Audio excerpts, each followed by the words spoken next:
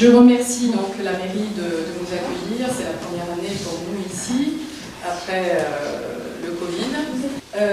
Je remercie aussi Madeleine Amblard qui voilà, est notre vidéaste et qui fait partie de qui a rejoint notre bureau, de notre association, Les Inédits donc de Respira. Notre raison d'être, c'est de nous poser des questions sur ce qui fait et est l'humanité. Notre place dans l'univers, nos origines, les ressorts qui nous animent.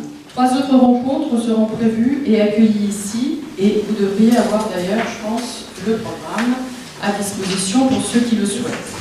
Maintenant, je voudrais juste vous donner quelques notes biographiques pour introduire la présence donc, de Christine Ulivucci, voilà, qui nous fait l'honneur de venir ici à Lyon, de Paris. C'est une amie et collègue de très très longue date. Merci Christine d'être venue. Elle exerce la psychothérapie analytique et transgénérationnelle depuis une vingtaine d'années. Elle a fondé en 2004 l'atelier de recherche sur le transgénérationnel qui propose plusieurs ateliers de groupe, formation et stages d'été. Son approche l'amène par ailleurs à utiliser la photographie comme outil thérapeutique et à travailler sur le processus de création artistique. Elle est l'auteure de 2 ouvrages, Psychogénéalogie des lieux, de vie, et Ces photos qui nous parlent, tous les 2 publiés chez Payot. Nombreuses interventions sont disponibles sur son site www.transgénérationnel.com. Donc nous sommes ravis que Christine Ulivucci inaugure notre cycle de 4 rencontres de notre association Les Inédits de Respira, avec un thème qui interroge la question du comment le transgénérationnel et le filtrage de nos mémoires nous permet de mieux nous connaître et donc de mieux vivre. Merci de votre attention, excellente écoute, et je donne la parole à Christine. Merci. Merci.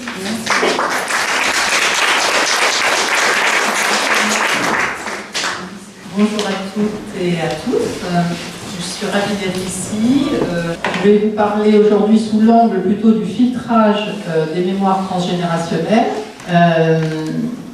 Alors peut-être en donnant quelques pistes qui sont déjà ce que c'est que la psychanalyse transgénérationnelle que j'exerce en effet à Paris, que ce soit en individuel ou en groupe.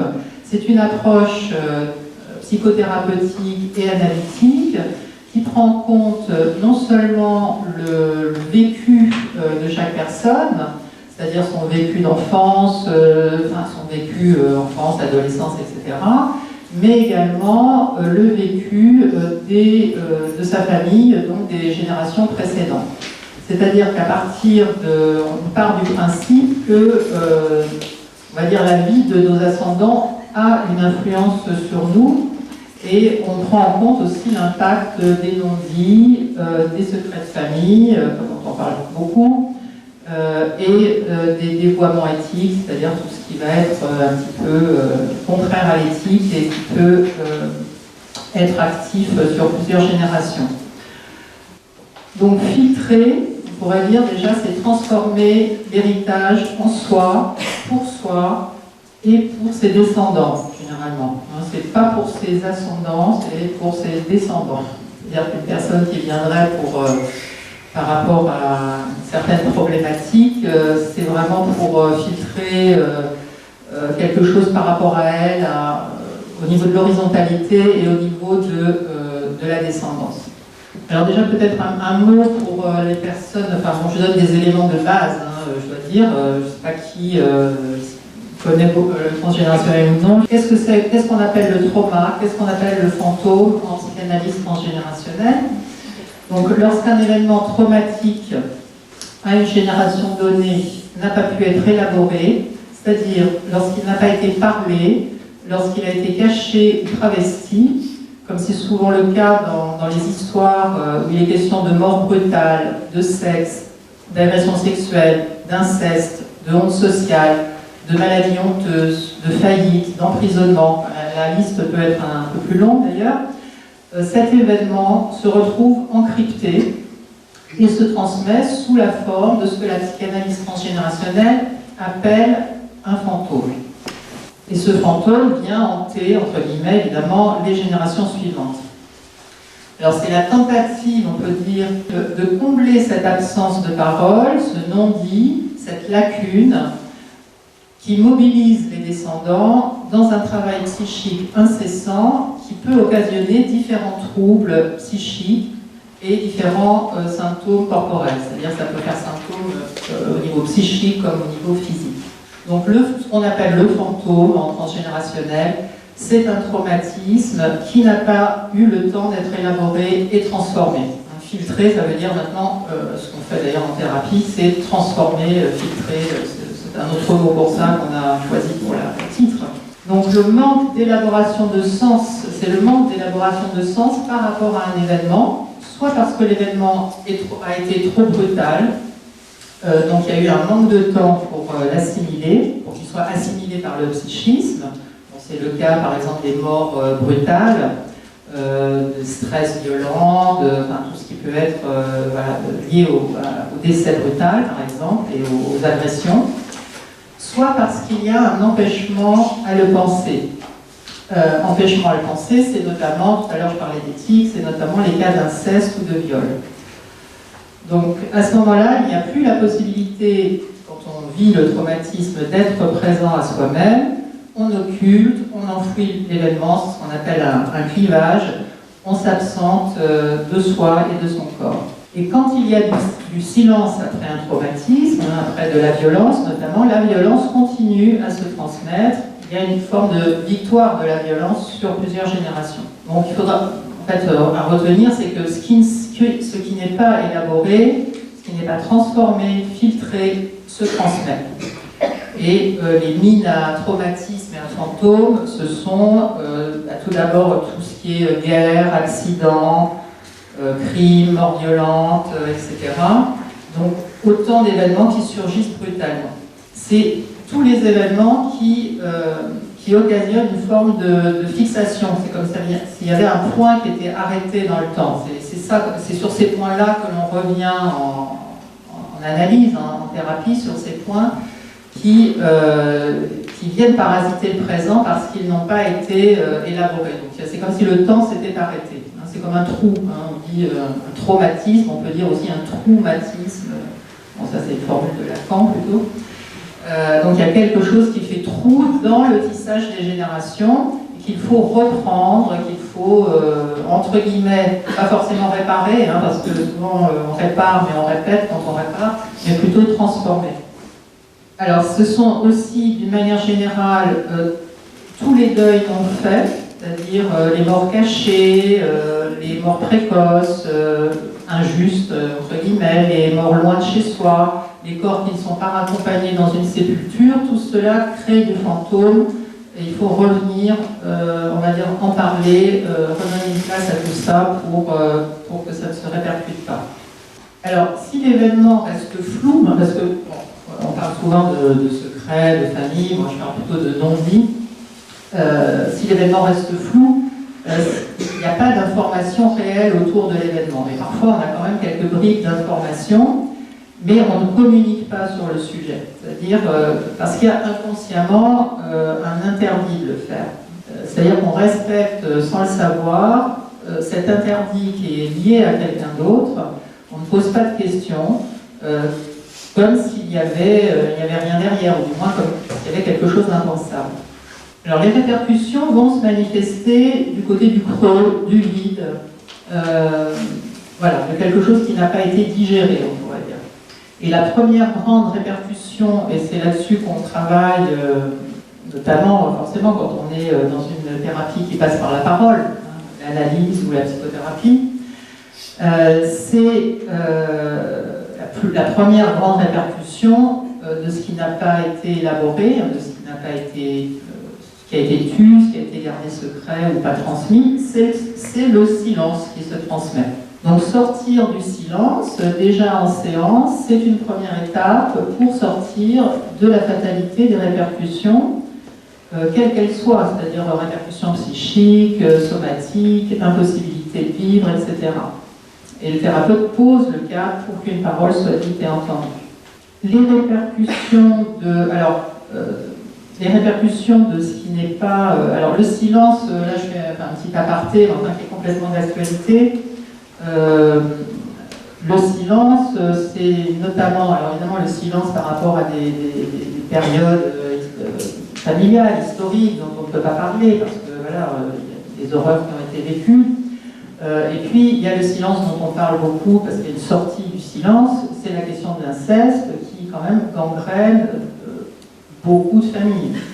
Alors par rapport à ce que je viens d'évoquer, comme tu disais tout à l'heure, vous pouvez retrouver certains éléments sur le site transgénérationnel, mais voilà, vous pouvez aussi trouver, je pense que ça peut être intéressant, en tout cas peut-être pour certaines personnes ou dans certaines familles.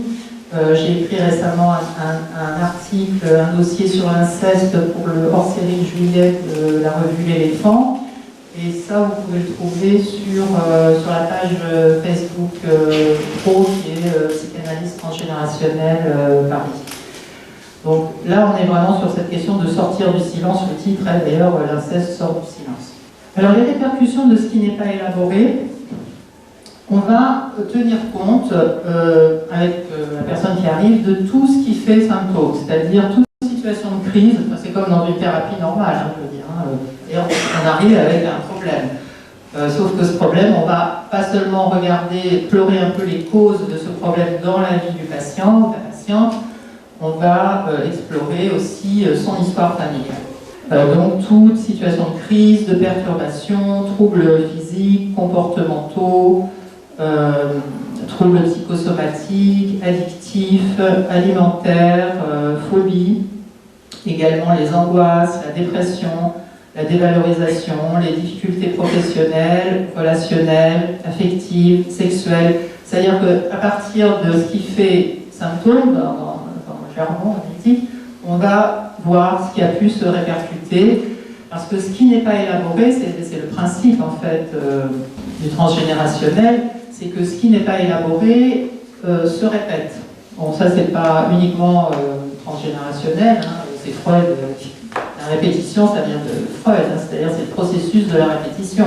Un événement se répète sous des formes diverses jusqu'à ce qu'il soit compris, entendu, transformé. Alors, on peut voir aussi comme répercussion de ce qui n'a pas été élaboré, aussi également tous les choix qui ne sont pas réellement les nôtres, c'est-à-dire qui répondent à une loyauté ou à une réparation familiale. Et on va essayer de reprendre là où il y a eu un problème pour essayer de faire autrement, inconsciemment souvent, ce qui mène à des phénomènes de répétition d'échecs notamment.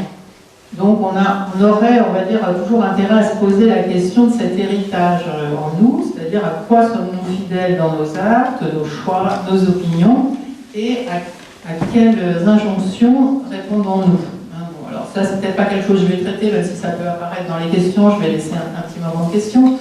C'est-à-dire les injonctions familiales qui viennent vraiment formater et qui peuvent aussi, les injonctions peuvent découler aussi de trauma aussi. Suite à un trauma, il va y avoir une forme de mise en place d'un schéma particulier dans la famille et donc des injonctions. Peut-être quelques mots comme je parlais du processus de la répétition du syndrome d'anniversaire qui a été développé par un ancien Schützenberger qui est, on va dire, la première à avoir parlé de psychogénéalogie. Bon, même si moi je fais la différence entre psychogénéalogie et psychanalyse transgénérationnelle, c'est-à-dire qu'dans ma pratique, il y a la dimension de l'inconscient et du sujet. Il ne s'agit pas juste de lire l'arbre familial, de voir ce qui se répète, les noms, les dates, de faire un génosociogramme, mais il y a un accompagnement, il y a une place de sujet à prendre dans sa famille. Alors quand même quelques mots du syndrome d'anniversaire. Donc un événement traumatique, non élaboré ou mal vécu dans l'histoire familiale peut ressurgir 2 ou 3 générations plus tard, et autant de fois que nécessaire, c'est le processus de la répétition, jusqu'à ce qu'il puisse être reconnu. Alors, on peut avoir des répétitions de scénarios de vie, c'est-à-dire que la résurgence de l'événement qui a été dû, on va dire, obéit à des schémas liés aux circonstances initiales. Donc dans de nombreux cas, ça peut être la date, la date, pour ça on parle de syndrome d'anniversaire, la date de l'événement ou l'âge auquel est survenu l'événement qui est engrangé dans l'inconscient. Et c'est à cette date ou à cet âge anniversaire, c'est cet âge qui va agir comme un déclencheur, qui va réactiver le trauma et qui va entraîner un autre événement marquant qui peut avoir les mêmes connotations négatives, mais qui peut avoir tout à fait une connotation de réparation, c'est-à-dire que la date anniversaire d'une personne qui est morte d'une manière un peu particulière, on va dire, un enfant peut être conçu ou un enfant naît. Alors ça c'est voilà, tout à fait, voilà, on va dire, on est vraiment dans la question de l'horloge biologique qui se charge de nous rappeler quelque chose. Dans d'autres cas, c'est l'événement lui-même qui est engrangé, et c'est l'événement qui va se répercuter, c'est-à-dire les cas d'accident, quand il y a eu des agressions, c'est très fréquent, hein, quand il y a une agression, il n'y en a pas qu'une seule, hein, généralement, c'est-à-dire qu'il y a quelque chose qui s'imprime et qui se répercute. Donc le corps mémorise l'événement et l'exprime voilà, selon ce schéma-là.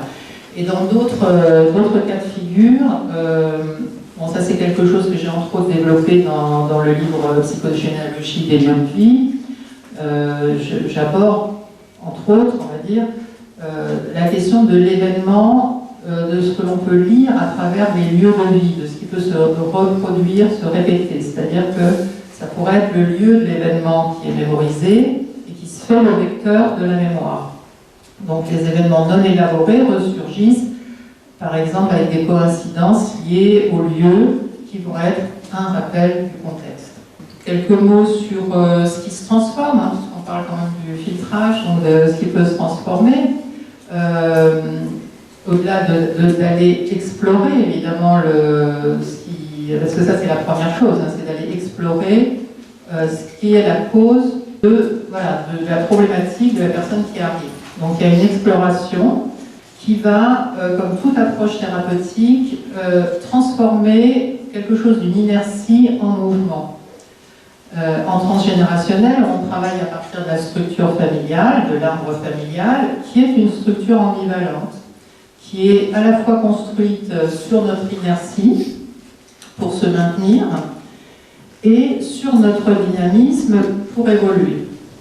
Donc, ce qui va permettre quelques pistes dans ce travail, hein, qu'on aborde dans ce travail, c'est évidemment poser l'arbre familial, parce que c'est une manière déjà de l'explorer, c'est une manière de s'en distancier, hein, c'est-à-dire on se sépare d'une certaine manière d'une histoire en la posant. Il y a la question de la compréhension, du discernement, c'est-à-dire qu'on rend visible, on va prendre conscience, on va comprendre ce qui nous entrave, nous guide. Et on va faire des connexions entre ce qui s'est passé et les répercussions dans l'arbre. Un autre élément important de transformation, c'est donner une place. Alors là, ça vaut particulièrement donner une place, un nom, une histoire à quelqu'un qui n'en avait pas. Parce que bien évidemment, dans les histoires familiales, il y a des personnes qui sont un peu mises de côté, soit elles sont exclues, soit on n'en parle pas, soit on ne sait rien d'elles, pour des raisons qu'on ne connaît pas d'ailleurs souvent. Donc, ou des personnes qui ont, qui ont un peu disparu, on va dire. Donc, pour transformer tout ce qui est de l'ordre de ces fantômes-là, on pourrait dire, et notamment des deuils non faits, il y a à poser une parole, souvent un acte même, hein, on peut passer par des formes d'actes à poser, pour inscrire une présence, un lien qui a manqué. Donc c'est un petit peu comme venir témoigner de quelque chose, prendre en compte, raccompagner pour se séparer. Alors, quand on pose quelque chose ou on fait quelque chose par rapport à quelqu'un, c'est pas pour combler un manque, hein, voilà, c'est vraiment pour prendre, je dirais, prendre en compte un manque. Hein. C'est différent de combler un manque. Prendre en compte un manque, ça veut dire là, il y a un manque, là, il y a eu un problème. C'est pas essayer de le réparer, de le combler, de faire en sorte que, voilà. Alors la parole, comme je disais tout à l'heure, bien évidemment, hein, et notamment par rapport à la question du secret, hein, ou de ce qui n'a jamais été dit, on peut souvent entendre des patients qui disent « bon, c'est la première fois que je parle de ça ». Donc voilà, quelque chose qui peut être posé par la parole, mais la parole, bon, c'est pas une parole désincarnée, hein, c'est un corps qui pose la parole, sinon on est là quand on pose une parole. Voilà, donc la parole fait aussi, là on parlait des fantômes, mais la parole fait aussi sortir de ce qui, de l'emprise aussi, c'est-à-dire l'emprise, c'est toute la question de la violence qui peut se manifester dans les arbres familiaux, donc pouvoir en parler, c'est déjà sortir de l'emprise ou de la hantise versus fantôme. Donc la parole remet du mouvement dans l'arbre, et elle permet de se positionner en tant que sujet. Il y a le questionnement aussi, parce que quand on travaille sur son histoire familiale, on peut être amené, c'est pas une obligation, mais enfin, on peut être quand même amené à questionner certaines personnes de la famille, intervenir, se poser des questions, poser des questions aussi, c'est sortir d'un statut, on pourrait dire, d'objet là aussi, c'est-à-dire on n'est pas uniquement un descendant, on est, voilà, pose une question par rapport à voilà, ce qui s'est passé, quelle est cette histoire, donc oser poser des questions. L'interprétation aussi, hein, qui est vraiment la position du sujet, donc oser interpréter, c'est-à-dire il n'y a pas une vérité hein, dans une histoire familiale, donc quand on interroge son arbre familial, c'est toujours à partir de sa place, c'est-à-dire que votre frère ou votre sœur l'interrogera différemment, parce que de toute manière, chacun est à une place différente. Donc c'est vraiment en tant qu'individu qu'on interroge son histoire familiale par rapport à soi. Et ça permet déjà on va dire, de faire surgir quelque chose de ce que chacun peut faire de sa propre vie et qui permet de sortir d'un passé qui peut être écrasant. Il y a le droit de sortir de la famille, d'une certaine manière. Évidemment, quand on pose des questions, il peut y avoir oui, mais toi tu vas remuer tout ça, tout ce passé. Ah oui, le passé, on va le remuer, c'est bien parce qu'il ressurgit d'une autre manière qui pose problème. Donc voilà, on va le réinterroger. Le corps et les émotions aussi, hein, c'est pas parce qu'on est dans la parole que le corps et les émotions ne sont pas là, c'est-à-dire pouvoir ressentir ce qui a pu arriver à quelqu'un. C'est prendre en compte ce qui est arrivé au lieu de le mettre sous une chape de plomb, on n'en parle pas. Et souvent, en effet, c'est les générations suivantes qui le font parfois plus facilement. Mais parce que ça leur pose problème aussi. Dans cette transformation, on se sépare généralement d'une vision un peu figée ou acquise que l'on pourrait percevoir un peu comme immuable. Donc voilà, il y a vraiment cette question du mouvement dans le filtrage. Alors, il y a aussi deux aspects que moi je travaille, puisque je me suis intéressée à la question des lieux, à la question de la photo. Dans ce travail, on peut aussi revenir, qui permet de revenir sur des histoires familiales, revenir sur certains lieux du passé. Ça peut être les lieux de l'enfance, les lieux de naissance, des lieux de pays que l'on a quittés et où personne n'est revenu, des lieux de trauma, hein, de trauma, de décès, voilà.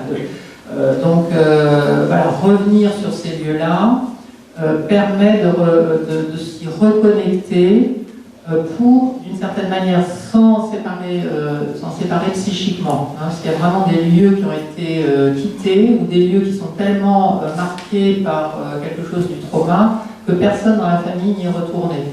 Donc souvent, la personne qui vient faire ce travail peut avoir envie d'y retourner. En tout cas, moi, je l'incite à y retourner et ça fait partie de tout un travail.